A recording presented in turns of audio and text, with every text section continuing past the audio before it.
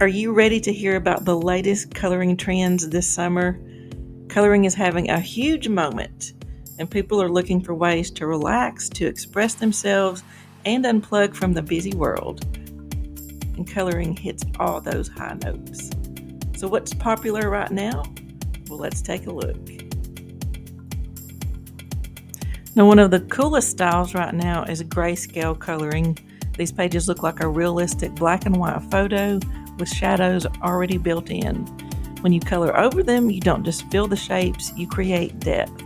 It feels more like painting than traditional coloring. It's especially popular for portraits, animals, and city scenes, and it's a great challenge for people who want to improve their shading and blending skills. I do have a few books that have some grayscale coloring pages in them, but not a lot. At first I thought there was so much detail with the shadows that I wouldn't enjoy them, but I have colored some pages and I really enjoyed coloring them once I got into them, and they turned out really good in the end, and I was very surprised. One of the biggest trends this summer is nature-themed coloring books, and Rita Berman has pretty much beat everyone to that. She has hidden oceans, hidden earth, and hidden seasons with all of that nature-themed vibe going on in her books, and all three of those are coming out this summer. So I'm so excited to see all three of those. Butterflies, ocean life, tropical plants, sunlit forests. These are more popular themes this summer.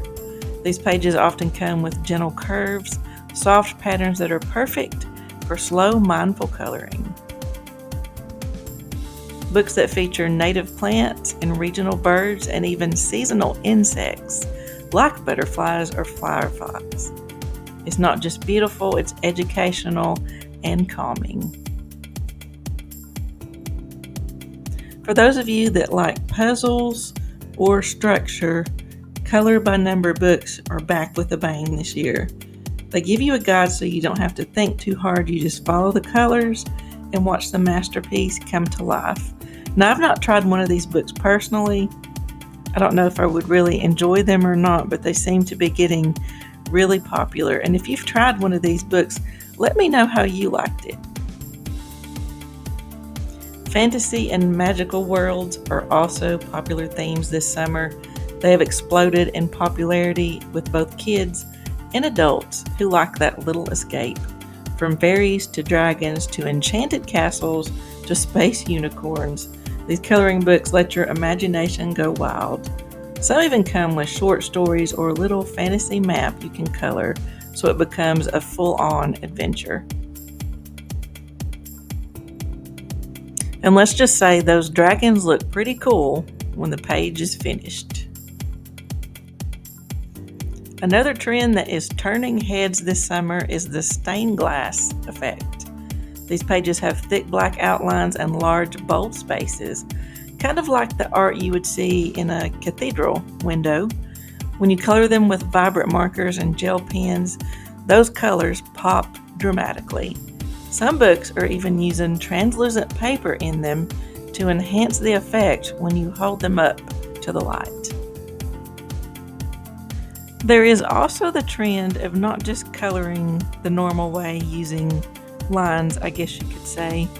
The trend now is to put designs within the lines, for instance, using dots, cross-hatching, or tiny patterns to make it look like the whole picture is embroidery. This gives colorists more detail to work with, and it makes the final result feel richer and more layered.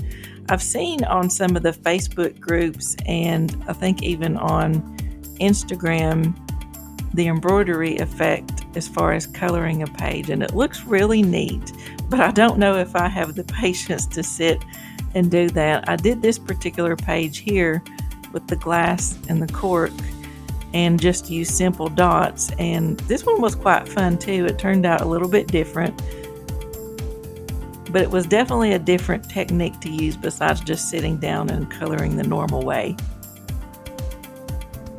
Another big trend this summer is mindfulness coloring books, and they aren't just about the pretty pictures. They're about calming words and quotes, and some even include breathing exercises and small journaling prompts. It's like a little bit of therapy wrapped up in a coloring page.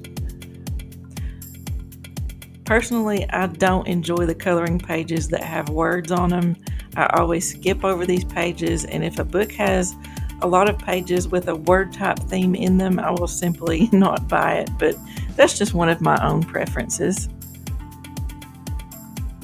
There's also a fun, casual type of coloring page that's getting quite a bit of love this summer, and that's doodle-based coloring.